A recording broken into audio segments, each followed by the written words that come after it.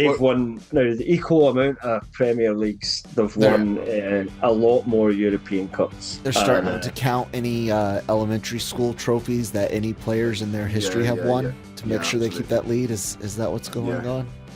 Are they like talking charity shields and stuff like that now, and Audi Cups and stuff like that? Right, let's have a look. Hi everyone, welcome back to Watch More Football. Another week of Premier League football, some FA Cup and some European matches to talk about as well this week. I am Cam, that's Ryan, and producer Kyle is always here as well. And while you're on here, I would just like to give you a shout out to you're watching us on the Genreverse Sports YouTube channel, and we are part of the Genreverse family. So our main Genreverse YouTube channel has lots of anime on there, reviews, reactions. There's Wheel of Time, there's Andor on there now as well. So if you're interested in those kind of shows or any kind of anime shows, that is the place to go. And we've also got loads of written content if you prefer reading, like me, on our sort of mother site, if you like, lrmonline.com. I write there, producer Kel writes there, Shocky and loads of other people do a great job. Loads of interviews on there as well from our interview team too. So, anyway, on to the Premier League. We are, as always, going to start off with our predictions and where we kind of all stand after this latest round of fixtures. I can already know the answer, and it's not good news for me. It's not good. It's not good news for anyone really, apart from Dave, who is just he had a mini wobble in the same way that Liverpool had a mini wobble over Christmas where they drew a couple of games, but now he's just storming ahead. So I went through the fixtures, and I think it was 8 or 9 fixtures there were last week. Mm-hmm. There was only one that he didn't score any points on. He got points in the rest of them. So he scored 13, and he is ahead on 243 points. Cam and Mick scored 7 and 8 respectively. They're keeping each other at arm's length a little bit. And then Kyle and I are still struggling, but Kyle has pulled further away. It is now my only goal this season, in a bit of a similar vein to Southampton. My only goal, and it's a tall order, is to try and break 200 points for the season. I think Kyle should be all right with it, but I've got quite a bit of ground to make up. So, it's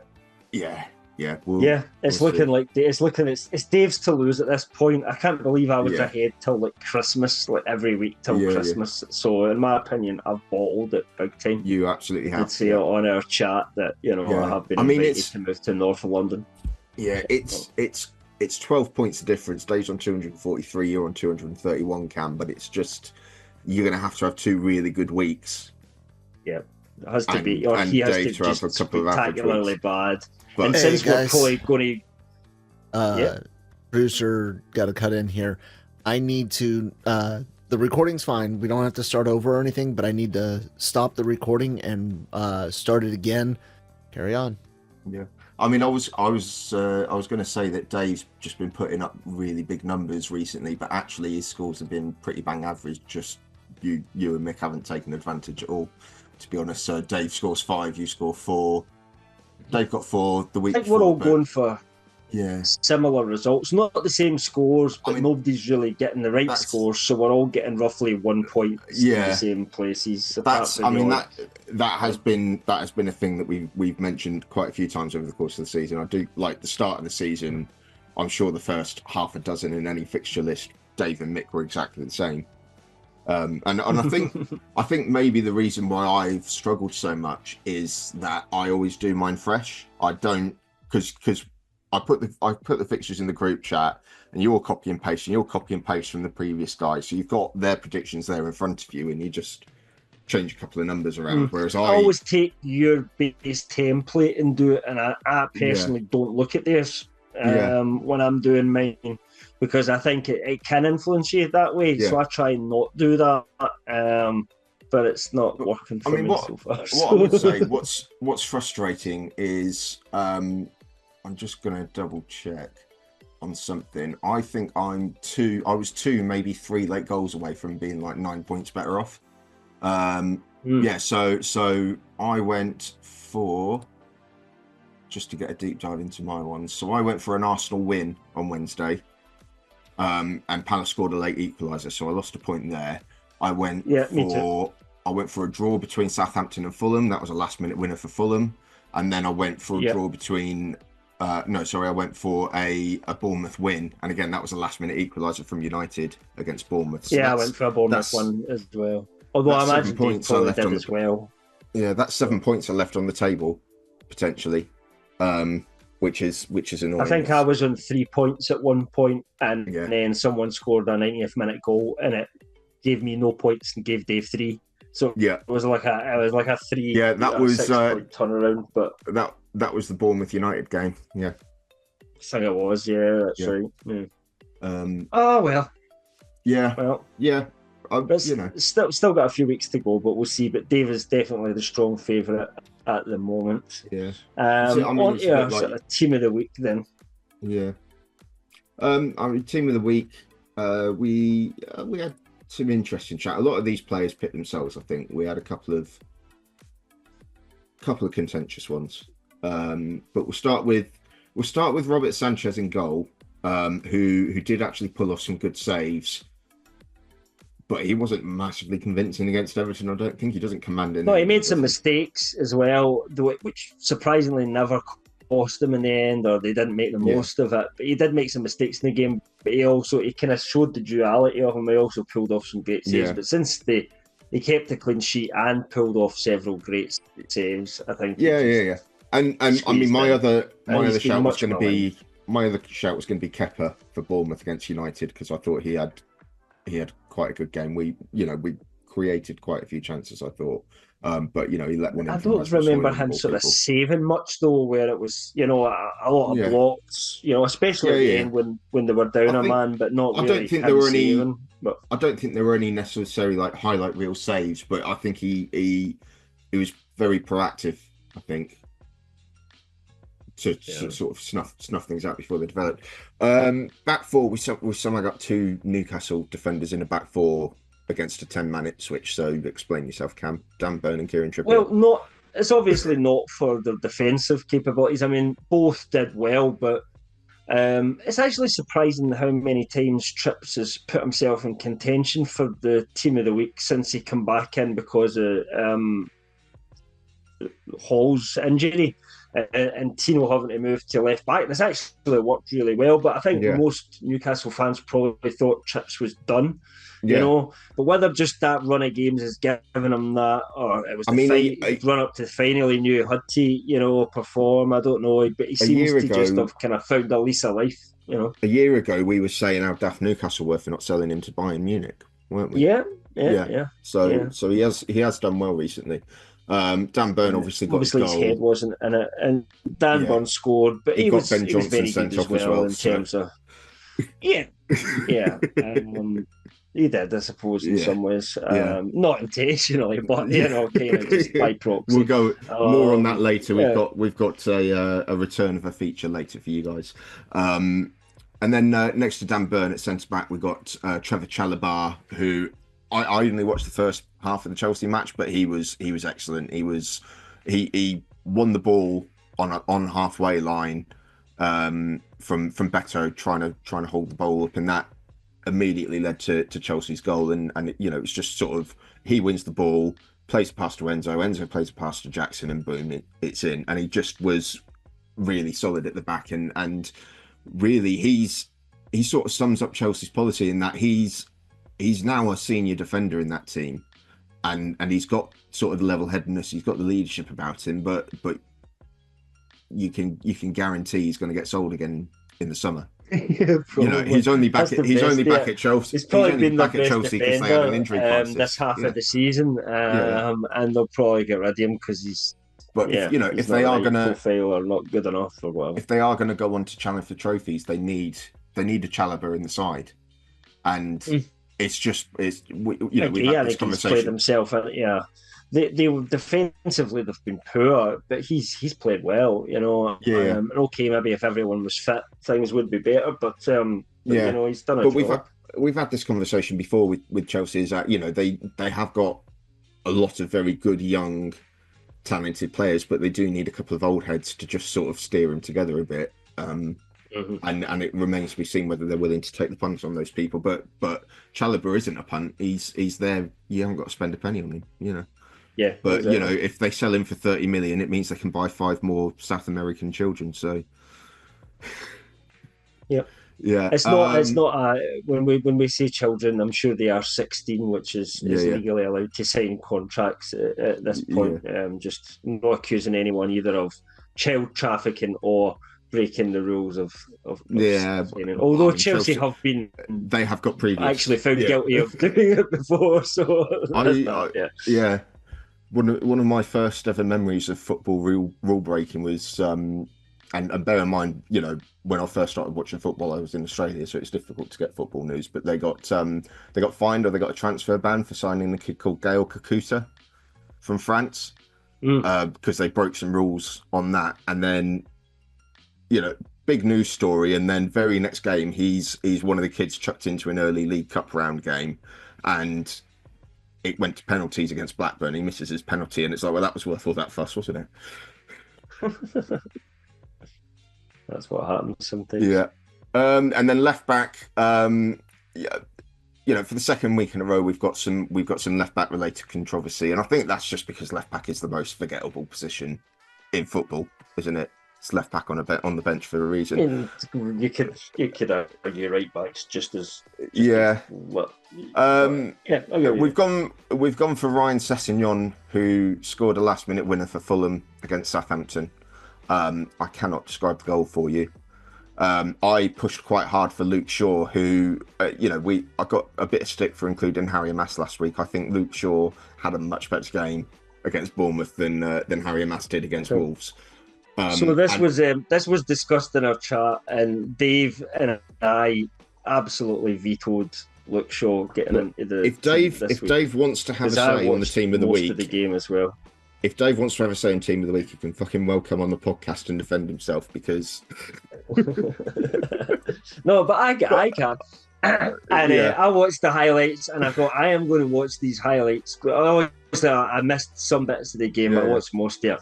But I watched the highlights, and I said, right, I'm just going to watch Luke Shaw in these highlights. And I know it's not going to show him all the time, but literally until you were already up a man, and it was late on in the game, I don't think I saw him in the highlight reel even touch a ball. And then he kind of crosses it in, but it comes back out, does it for the goal. Yeah. But it's not really like an assist. Yeah. It's a decent cross, but you don't get any team of the week for putting in one good cross. And the reason he's so high up the pitch at that point is because you've got an extra man, and you can be, because they were done at that point. Yeah, I think, you know, obviously the game did turn on the red card, and we chucked more bodies forward after the red card. Before that, I still think we were creating, particularly in the second half, we were creating chances, and Luke Shaw was the catalyst for that. He was really dragging us up the pitch. He was getting wider. I know he started as centre-back. I just thought all our attacking play went through him, and eventually it told him, fine, it had to I think Luke Shaw coming back from injury after so long, I think you saw stars in your eyes. He played 90 minutes of football, and that is a superhuman effort as far as I'm concerned for Luke Shaw. I mean, it is for Luke Shaw, but I cannot wait to see him again in 18 months' time. This is not the what's the word they use now? Is it disability or the special needs version of the Paralympics team of the week? Yeah, the Paralympics. That's the one. This is not the para team of the week. This is the real team of the week, right? Well, anyway, fine, but I still can't tell you anything Ryan Sessegnon did. That's fine. Moving into midfield, Fulham fans watch us. Yeah. Moving into midfield, we've got Alexis McAllister, who I'm led to believe had a good game for Liverpool. I did not watch a second of the coverage of the match, of anything to do with Liverpool strolling over Spurs to win their 20th league title.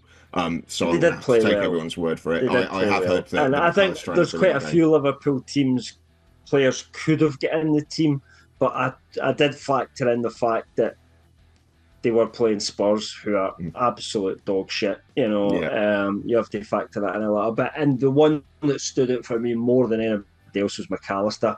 And I think you could have had Salah in. Salah played really well, but so did Bowen. So it then becomes a choice between the two, and Bowen kind of was more important to the game than Salah was in winning that game. So, that's where you get to.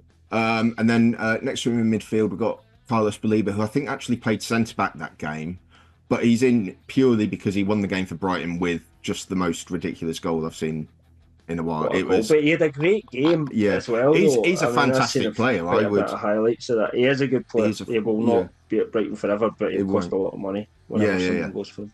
Yeah, but yeah, his goal was just superb. I can't believe on Match of the Day they were asking Joe Hart if the keeper should have saved it. No one's getting anywhere near that thing. And then Mateus Cunha, fresh from basically being confirmed to go to Man United in the summer, just had the game of his life against Leicester. He was absolutely everywhere. He just went, do you know what? Fuck it. I'm absolutely battering these guys because they're rubbish, which, we definitely need that sort of player at United, don't we?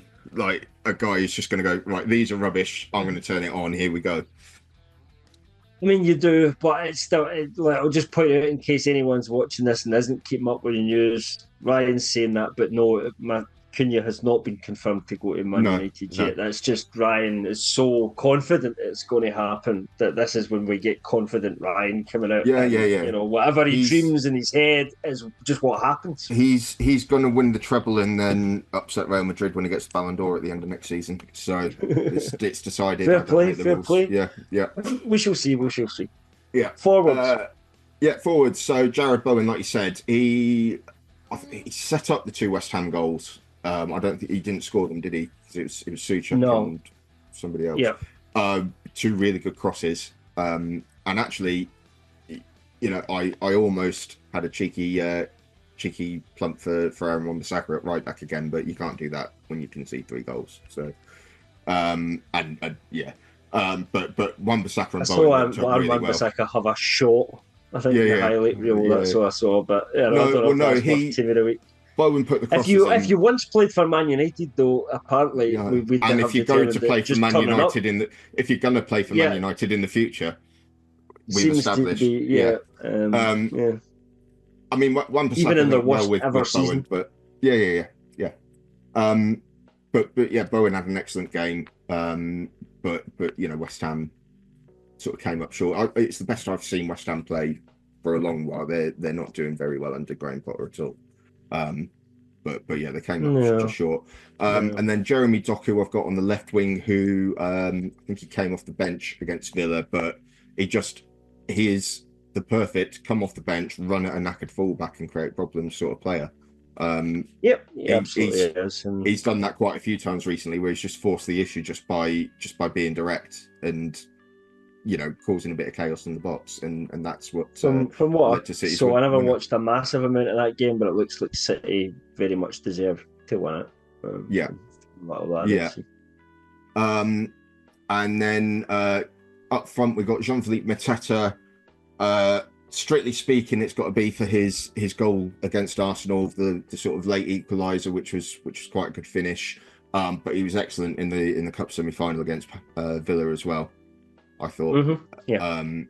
And we will talk about them later. He ought to be a contender because of what happened to Haaland and being out for the season. I think I don't know how it's going, but for maybe getting in there for the season, he must be close. Haaland, Mateta, and Isaac, I think. That makes sense. I'm not sure if Mateta's quite. But Haaland's not going to score any more points. No, Haaland hasn't been in the team of the week for ages, but. There was, the start of the season, he was in there, 5-6 weeks in a row, wasn't he? But, he's not going to be in now. But, no. But yeah, that's our team of the week for game week 34. We need to talk about, you said you don't want to talk about Liverpool, but, we are not, we are allowed to be biased on here, and you can be as biased, Joe, as you want, but Liverpool absolutely did win the title and actually have now surpassed you as the most successful English club. They've equalled your amount of league titles, but they've won more European Cups, Cups, have won roughly the same amount of other domestic cups and things like that. So it's, they have literally knocked you off your perch. So thoughts? I mean, it was gonna happen eventually. All I would say is when United knocked Liverpool off their perch, they had a lot further to go to get there. Liverpool they've won 2 titles in the last 5 years. They probably should have won a couple more in that time as well. And they've gone 30 years without a title. I heard on a podcast today is that if you match up year for year Liverpool's period from when they last won the league in 1990 to when they won it in 2020, if you year for year measure that to United's current dry spell, we've just signed El Hadj Diouf.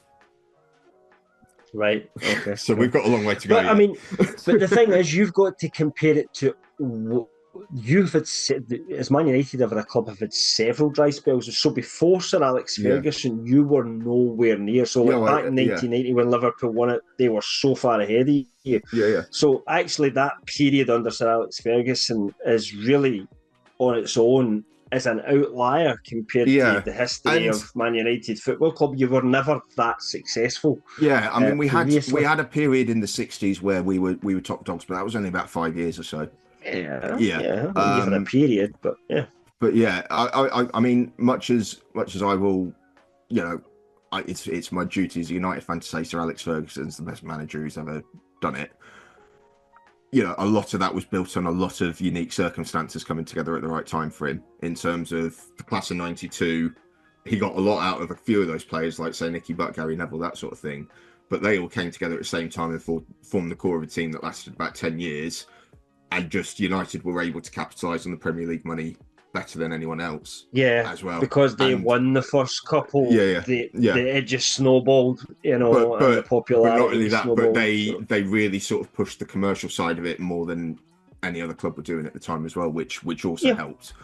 But it has to be said that everything fell to pieces as soon as he left, which is a good mark of how good he was. United's head of scouting left this week, and basically his legacy was basically he set up the entire United scouting network post Fergie, because when Fergie was in charge, it was who does he know who can recommend him a player, fine, get in touch with them, bring them in. That was it. It was Ferguson and David Gill, and they were the only two involved in bringing in players. So we had to build a scouting network up from scratch from there, and that's just. Yeah, a lot of teams have had to do that though, because because that was the old school way of doing it, and some of the smaller clubs were actually quicker in doing some of this stuff than what some of the big clubs were, and then they've kind of followed suit after that. We've also got, and this will lead us into our next category, because we're going to bring back VAR Watch a little bit today, but we also will mention the fact that. And I'll just mention with Liverpool, we're not going into too much detail because we've all known that we've been saying for weeks the title race is over. It's just a race for Europe, and we Ipswich that they've been down for weeks as well. So no big dramas. Ipswich did get officially relegated this week. They did lose comfortably to my team Newcastle, but again, you would have been hard pressed to find many people that would have put money on Ipswich getting a result at St James's Park. So what did it for Ipswich? Obviously, Wolves were the only other team that really in that mix, and they've gone on a really good run. But sort of, I think what the point that Ipswich were down was say a month ago, maybe a bit longer than that. They were playing against Southampton, and Southampton couldn't buy a throw in, never mind a win at that point, and they managed to lose that game. And it's if you can't win that game, you've got no right to stay. I remember you saying that at the time, and you actually predicted that it would happen, I believe, as well. And I'm like, nah. And when it happened, I was like, yeah, Ryan's right. It's done. They're not in this. Wolves obviously getting to get and getting a few points. They've actually one of the best informed teams in the league at the moment. I mean, that's helped as well. But in terms of the game itself, though, and why we're kind of going on to VAR Watch, I think I wouldn't say the game swung on this, but certainly it destroyed it as any kind of spectacle of a game because Ipswich get put down to 10 men really quite early. 2 yellow cards for Ben Johnson. They weren't very far apart, were they? No, it wasn't very far apart at all. And the second one, which he got sent off for, we don't need to talk about. It's an all day long. It's a yellow card. And he's absolutely stupid for doing it because he knows he's in a yellow card at this point. So no excuses. But both of us actually felt that the first yellow card was a little bit harsh. He actually gets yellow carded for diving. And I think, having played football, you can fall over. It cannot be a penalty. And it's not a dive as well. Yeah. And I think that's the kind of situation he actually had. I was really confused watching it on Match of the Day because Joe Hart went into really big detail about why he's got every right to go down there because he's running at full pace. He sees big, massive Dan Burns stick a leg out. He's going to jump out of the way. He's going to get off balance. He's going to go down. But then he still said that was automatically sort of simulation or whatever, but you look at the replay, he goes on the ground and he's just thankful he's not been clattered. He doesn't put his arms up, he's not claiming for anything. There's the law is attempt to deceive the referee. The law is attempt to deceive the referee, and he does none of that. He just I've not played at that level, but I've played a lot of football, and when someone looks as if they're going to reach it to you and you've clipped the ball away and I can't, your standing leg's not there. I can't put it down and change direction here. So I'm either hitting this or I lift the leg and try and jump over it because I don't want to get myself hurt, right? Yeah. And I think that's basically just what he did. Yeah. I don't think it was a dive. I can kind of understand why the ref did it, but I just think... I think it's 100%, it's not a foul, but like I said, he went down, he laid face down on the turf. He's not having a go at the ref. He's not turning over, putting his hands up. He's not... There was no appeal for a penalty whatsoever, and he's straight away given a booking for that. You didn't really see the Newcastle players shouting at him, telling them to get up or anything like that, either. I think they just kind of... I don't think even us, it was a surprising one. But I think still, and again, just this is what teams that get relegated do, stupid decisions. That's happened to the guy. He's on a yellow card.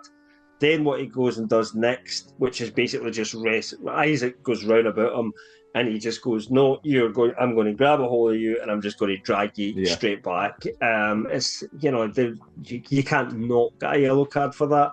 And that's a red card. That's the rules. After that, the game was over, effectively. In terms of, I'm pleased we won, a couple of players with decent games, but, it doesn't matter. It was about just getting through it, giving people minutes, resting some players. And picking up the one positive from you guys is Asula got that goal at the end, and obviously it was nice for him to get a goal. He potentially needs to step up next season. I don't know if you guys are going to try and sign another striker, but you're looking at extending Wilson's contract as well, aren't you? Luke Edwards says today, some rumour that we're going for a goalkeeper, a right-sided centre-back, a right winger and a backup striker. That's the 4 positions we're going to go for this summer. But whether he's telling the truth and that's actually genuine is another story. I don't know. Yeah, so. I think backup striker is a tricky one to do when you've already got Asula and Wilson there. It's very hard to find someone who's going to be happy. Playing more. He can play right, and he actually played right there because they brought Wilson and him on, so he was playing kind of right wing in place of Murphy. But of course, if we're going to buy a right winger as well, I don't know. But I don't think Asula's ready to, like when we need to win games and say, right, you're going to start and score us some goals, but Isaac needs a rest because we're playing Europe midweek or something like that. I think that's where you need more than one proper striker. It's very hard to and find Wilson's that guy, not that anymore. We need to get rid of Wilson. Bye-bye. Yeah, it's very hard to find that guy. That Liam Delap lad that you're interested in, he trick. He might fancy playing in Europe next year. Because he'll know, because we're definitely in Europe next year that he's going to get game time. Yeah, if we go to the conference, he could play every game in the conference. He could. And then if we go on to the next VAR one, if you like, Cam. If you want to bring up the image from the Telegraph, Kyle. This is in your game. Yeah, so this is Bournemouth versus Man United, and what I would say as a preamble to this is Bournemouth got away with quite a few dodgy tackles during the game. I think Tyler Adams in particular. He had a VAR check for a serious tackle where he really just jumped and went 2-footed in on a guy, only got away with a booking on that, and I really think he could have been sent off for that in the first half. This one is a bit of a weird one. Evan Nilsson, it's one of those ones where you sort of get the ball and you take a heavy touch and you're chasing after it, and the other team's player has got it, so you're just trying to do whatever you can to reach it before the other guy, and it just doesn't work, and you clatter into them, and your legs are everywhere. His left foot, his leading foot, slips as he's going into it, which doesn't help. But basically, his left foot ends up on this Mazraoui's ankle, and his right foot ends up right on his thigh. And it was a booking initially, and then it got sent to VAR. The ref went to a monitor, and obviously you get a still image of a guy's leg halfway up another guy's leg, and that's only ever going to go one way. Yeah. But there's a lot of chat. Obviously, our consensus in the group chat at the time was that it was a bit harsh because of the slip. I've looked at it a few more times, and even regardless of the slip, he went steaming in there. It was quite reckless in my opinion. And I know you said this. Yeah. Okay. On you go. Yeah. I mean, I know you said the slip is what sort of made the contact look bad, but I don't think the slip is what makes his right leg get quite that high. He's basically sliding on his side, but I just so think when you're running forward and he's looking to block, he's looking to stand with his left leg, and he's looking to block or reach out and block with his right leg at that point. That's what he's looking to do. When he puts his left leg down, he's already getting his right leg ready for where it wants to go, and then the left leg goes. When your standing leg goes, you're not in control anymore. It's not as if you can go, I'll now angle myself towards the kneecap here. So because the left leg his right leg swings round. The left leg hitting the ankle is definitely accidental. Yeah, not bothered about that. Slides sideways before it hits. Yeah. And then his other one comes round because he's just pure momentum. That's the way he's spinning. So his other leg comes round. See, yeah. I felt the referee should. I mean, the way. The slip I think the slip absolutely happens, and it does affect how the tackle end up. I just think he comes steaming in, he comes jumping into the tackle, and his leg sort of gives way as he hits the ground again, and that's what really gets him horizontal. But I do you're think allowed to jump in as long as you're not jumping in a player, though. But if the ground gives way when you jump in at an angle, you slide forward at the same angle, and he's rushing in to block a ball. Mazraoui's just got the ball at his feet. He stood there. He's not winding up to lump it or anything. So I don't know why he's jumping to get in. I don't know what he's jumping to get in the way of, because Mazraoui could just take a touch, go around him and whatever. But it's all about the press, isn't it? Yeah, I mean, just trying to get on him. Instinctively, I thought it was harsh. Maybe a bit stupid, maybe a bit reckless. Maybe and that's the thing is the law. The law does make an allowance for reckless conduct. What I think was interesting was.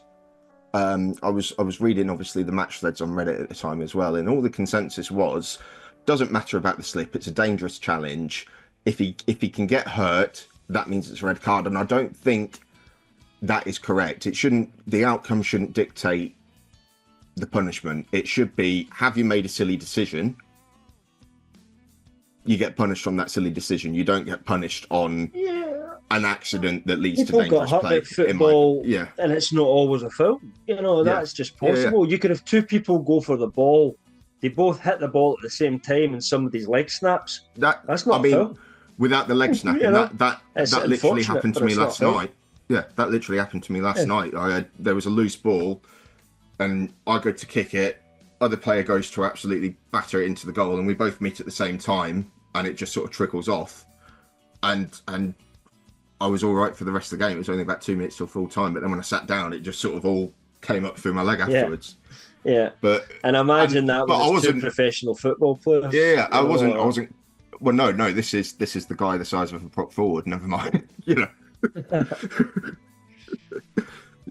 But I was never kicking off about it.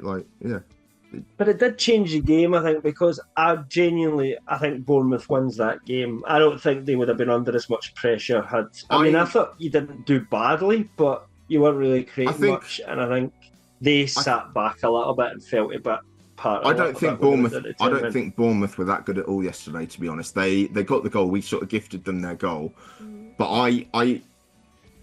And I've been saying this for a little while. I saw our blueprint, and it is still just because we're trying it with the same players up front again. Just the combinations aren't quite there. Hoyland got the goal at the end, but that was the only thing he did all game, as far as I'm concerned. No, he was poor. From what I thought we played quite well. I thought first half in particular, Mazraoui and Mainu were really good at getting us out of pressure and getting up the pitch. But I do think, even down to 10 men, I expected Bournemouth to just dig in and see it out. I didn't see us forcing a way through. But it frustrates me because it's painted as another all Man United have laboured to another point sort of thing.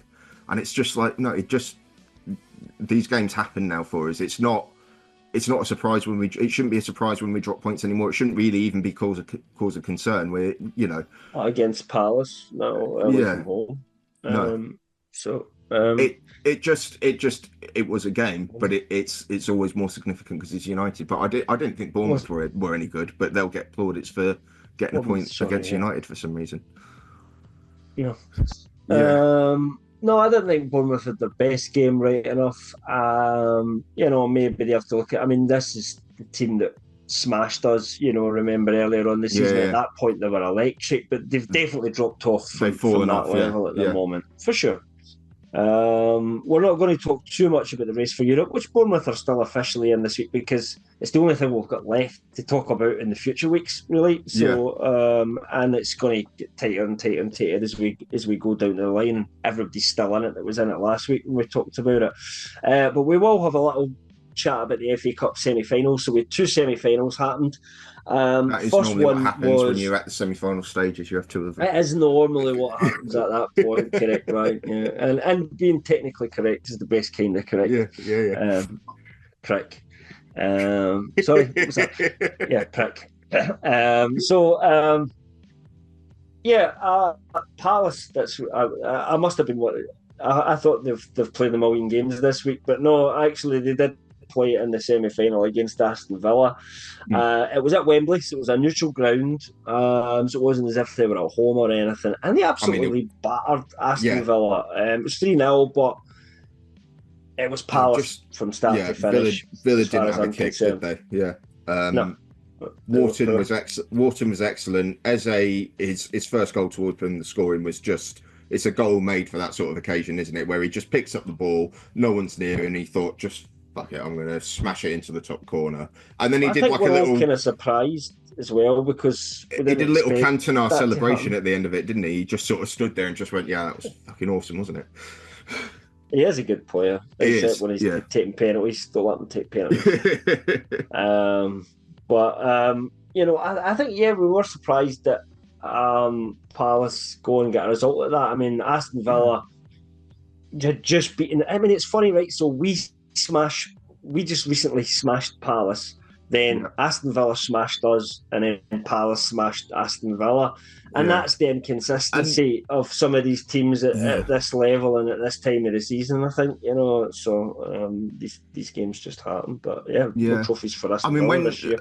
Big disappointment for them. The issue with Palace is whether they can do it consistently enough to really get up to where, say, like Forest and Villa are. But when their game plan is properly tuned in and everyone's on it, they're a really tough team to play against. It's just they don't show it every week, and obviously points, like they've just went through a spell like that where they were getting beat every week. They lost 5-0 to you. They were 2-0 up against City and lost that 5-2 as well. And that, but first half, before Kovacic sort of brought one back right on half time in that game, they were all over City. They should have been 3-0 up. They had a tight offside that really, as they had no business being offside for. But they were absolutely tearing City apart. So I mean, that's possibly, a good bit of confidence for them. But they did really chuck it away after that. And the other sort of FA Cup semi, we had Man City versus, who were they playing again? Forest. And I think, you say that it was. Yeah, we wanted Forest to win, but you say Man City versus who were they playing? I mean, Forest just didn't turn up, did they? No, they really didn't. It was not a good game. It wasn't a good game at all. And I think City just cruised. They really actually just cruised through that game. It was surprising. Yeah, I mean, City, it's their what, like 6th FA Cup semi-final in the last 8 years or something daft like that. They're used to that environment. I know they've got a few younger players and a few newer players, but they're used to that environment. They're used to the trip to Wembley. They're used to how that day works. Same with the City fans. It's just another football game. Forest, it's their biggest game for 30 odd years, isn't it? And it really showed. I'm not as against Man City as you are as a Man United fan, of course. Although, most successful team, you always like to see them having a bad year. Or the most successful team currently. But I think we would all just like to assault, because if Man City had get put out by Forest, then we were guaranteed that whoever won it was a new name, that we hadn't had for years that were on the cup. Well, Palace haven't won. It would have been nice. Palace haven't won anything full stop. Forest have obviously they won quite a lot, 30, 40 years ago. And I'd love to see Palace win it, but let's face it, City's winning the FA Cup. Yeah, I mean it's going to be a similar thing again, isn't it? I mean, we said that this year, though. We Liverpool and Newcastle in the Carabao Cup final, and Newcastle won. So who knows? If you're a fan of Crystal Palace, have hope, because I didn't, and then we won it anyway. I mean, so you never know. But if I was a bookie, then I know where I put my money. The issue is this final is the only source of any small amount of joy for City this season, and it's just they are that wide in. It's like, right, it's not what we wanted at the start of the season, but it's a trophy, so we're having it.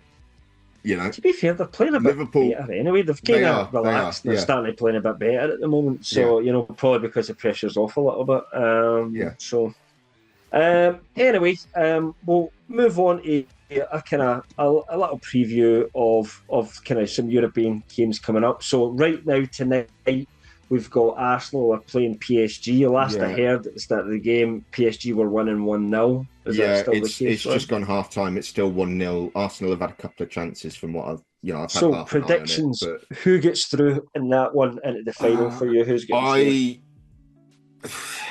I think it's probably going to be PSG in that one. I just think Arsenal, they had a really good, they were excellent against Real Madrid, but really when it's counted this season in the league, they've just been short of something.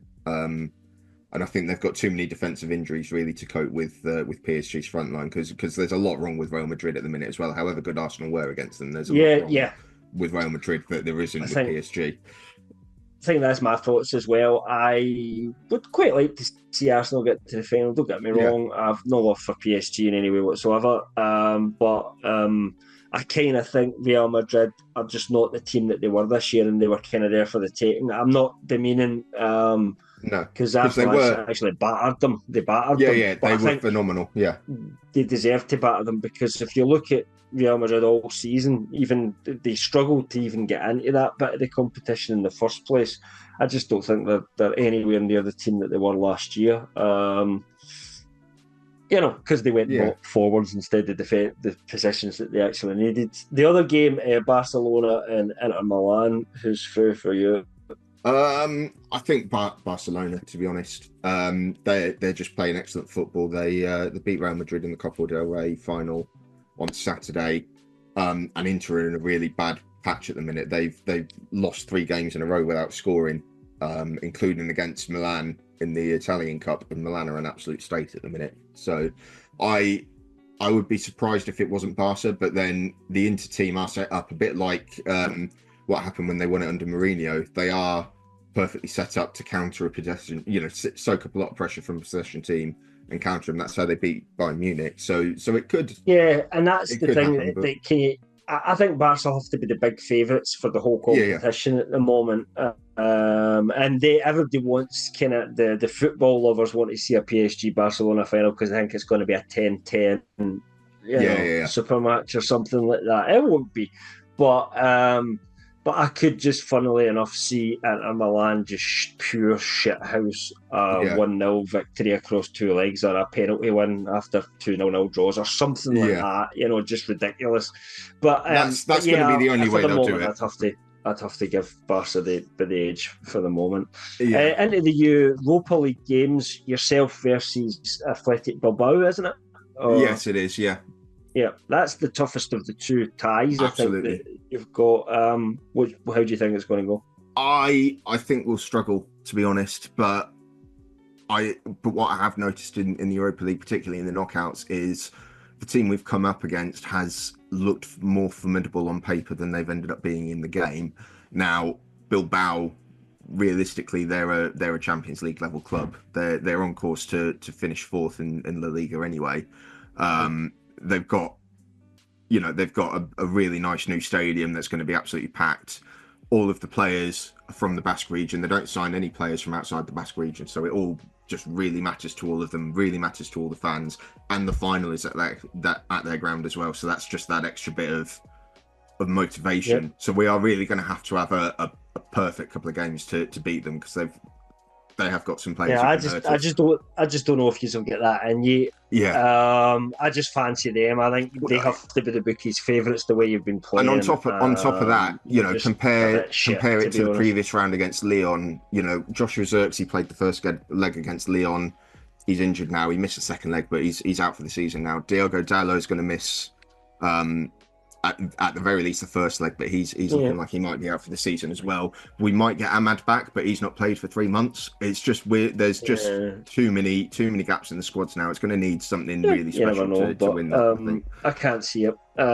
Spurs, weirdly enough, I could actually see getting to the final. I mean, they're playing Bodo Glimt, who are a Norwegian team they've been on a tear in the last few years. It's the furthest any Norwegian team's got in European competition ever, I think. The one leveler is Bodo is a town in the Arctic Circle in Norway. They've got a plastic pitch. Spurs struggled on the plastic pitch against Tamworth in the FA Cup. They got through eventually, but Bodo are a much better team than Tamworth are, and they've had a couple of scouts. So I think if they're not sitting on a comfortable league from it's funny if Spurs players all just get injured in the plastic pitch. Well, the first leg on Thursday is at Spurs, and really they need to try and get a comfortable lead, because I could just see if there's a goal in it, you never know with that. Yeah, because they should be. I think the time for them to bottle it is in the final against Bilbao. But then really nobody gave them a chance against Frankfurt in the last round. Everyone was saying Frankfurt are clearly the better team than them, and they went through. Frankfurt were a bit shit actually. I didn't think they were right. But that's been the thing is like 90 minutes. But that's been the thing with who United have played in the knockouts is Real Sociedad, they were a really good side. They were absolutely awful. Lyon, really good side, really good players. They're really doing well in France, and really they were only in it because we gifted them the goals. And this is why we always say the Premier League is the strongest league. It's not necessarily the first couple. So you could argue, all right, there's only one English team in the current semi-finals of the Champions League. Yes, but, France, you go past the first one, Paris Saint-Germain, and you're looking at not that good teams. In Spain, you've got 3 or 4, and then the quality drops dramatically. Italy, 1 or 2, and then the quality drops Italy. And then in other teams, it's even more so. Yeah. Italy is out. When you put Italian teams into European competitions, fine, they don't always compete, but the Italian league, it's not really 1 or 2 top dogs. There's half a dozen sides that all take turns winning the league. They should be, but I think it would be this year if it wasn't for Juventus being absolutely shit though and not being in the running at all, which they normally are. I think Milan are way off it this year as well. So it's between Napoli and Inter Milan, isn't it? But realistically, they should have 4 at least, and if Lazio were decent or Roma were decent, you could say 5 or 6. But Roma and Lazio really aren't that decent, and haven't been since a small period in the 90s. So I think last year when Inter won the league, there'd been 4 different winners in the 4 years previously, because you had Milan win it, Juventus win it, Napoli win it, then Inter. So the point is, you get to a certain point, like maybe 5 down, 6 down, or something like that, and the quality drops off. And that doesn't happen in the Premier League because you go 5 or 6 down, and you're at teams like it comes down to the fact that teams like Bournemouth with their 10,000 seat stadium can outbid Milan for players, and they can, Brighton were the highest net spenders in world football last summer. that sort of thing. And because they can afford it because of the amount Chelsea's given them over the years. But that's, and you've got to spend it. If you don't spend it, then you lose the chance to spend it. That was net spend after all of the sales got taken into account, and I think United need something special to get past Athletic. Spurs, they should beat Bodo, but just you never know with that sort of story with Spurs. I'd love to see a Spurs United final, just because it'd be a bit of drama. I love a bit of drama. That would be a bit of drama, but I just don't think it's going to happen. It'll be absolutely soaked in narrative, that, because it's either going to be United are going to shithouse the way to a trophy for the third season in a row and somehow make the Champions League, and realistically, making the Champions League is going to really sort of make or break what we can do in the summer. Or it's going to be Spurs breaking the trophy drought and Postecoglou actually wins his trophy in his second season, and then they probably sack him anyway. They'll beat him off. They'll do a Louis van Gaal on him where he's lifting the trophy, and the news comes out that he's been sacked as he's lifting it. But very interesting to see. Maybe you both got involved. Nothing to talk about. Chelsea on the other semi-final. They're playing some farmers, part-timers or something like that. They're playing Djurgården, who I think are from Sweden. So they should get through that semi-final. The other side of the draw are Real Betis, who we sent Anthony on loan to. That excellent contribution. Chelsea should be winning it, and there's really no excuse if they don't. The other semi-final, there's Real Betis versus Fiorentina, and Fiorentina always just seem to be in the final of that competition, but just never win it. And Real Betis are doing all right at the minute, but Chelsea should beat either of them. But definitely on paper the strongest team. Yeah. All right, so on to our predictions for the next round of games then. The only thing worth looking at is really the teams that are in the European hunt. I guess, because everything else is kind of decided at the moment. So you've got Villa versus Fulham. We've got a tough game away to Brighton. Yeah, Brighton, they beat West Ham, but they're not very good at the minute, I don't think. They beat us, though. They're a bogey team for us. Like most years, they get results against us. They beat us at St James's Park earlier in the season. You've got Chelsea versus Liverpool, which it's going to be interesting to see. It's going to be interesting to see whether Liverpool have got any intensity about them, because their season's over now. I still think they're good enough. Absolutely. Chelsea. Absolutely. It's a tough game for Chelsea for sure. Leicester versus Southampton. So that's a slightly interesting one, as much as it can be for a dead rubber like that. So obviously Southampton, realistically, this is their last chance to break Derby's record, because their last two games are against Arsenal and not break Everton. Derby's record, but not equal Derby's record of the worst Premier League season. So their last two games, they've got the last three. So they've got Leicester today on Saturday. Then they're at home to Man City on the 10th. They're away to Everton on the 18th, and that's the last ever game at Goodison Park. And then they're home to Arsenal on the last day of the season. So this is the last chance. But equally, so Jamie Vardy's announced that he's leaving Leicester at the end of the season. If he plays every game until the end of the season, he'll have played exactly 500 games for Leicester. He's 2 goals away for getting exactly 200 Premier League goals for them as well. And you would think that this is the game that he's going to be targeting for that. So... And then shithouse the Southampton fans. Yeah, exactly. Yeah, just spray a giant camera all over them. Yeah. But it's all about what results City, Newcastle, Villa, Chelsea get at the moment, who are really the kind of top contenders there. Sorry, my cat just nearly pulled my phones out there. No, that's fine. Villa have got Fulham at home. Everyone's gone for a Villa win. I think Fulham are going to do them just because the wheels are falling off there. I hope you're right. Not just so you'll get a point, but just because I don't want them to be in their run. Yeah. Well, I guess that covers us for this week, Ryan.